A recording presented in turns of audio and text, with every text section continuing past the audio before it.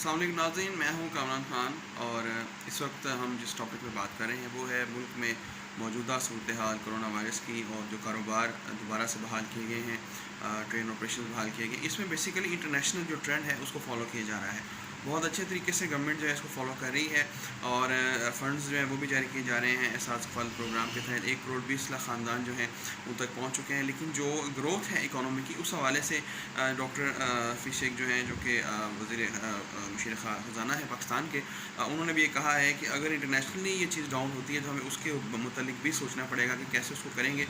जबकि कल prime minister Pakistan ने बेरोज़गारों के लिए और जो छोटे जो लेवल पे कारोबार करते हैं लोग, उनको जो मुश्किलात हैं उनके लिए भी कर्जा जात जो है उसकी फरहमी का आगाज़ किया है। एहसास फल प्रोग्राम के तहत बहुत बड़ा इक़दाम है। इस हवाले से जो है गवर्नमेंट काफ़ी मुस्तैद है।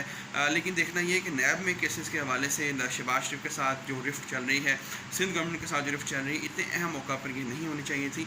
अब देखना ये है कि इस पूरे हफ्ते कारोबार के बाद पाकिस्तान में कारोबार की जो सिचुएशन है और कोरोना की सिचुएशन क्या रुख लेती है और किस तरीके से इससे निपटा जा सकता है।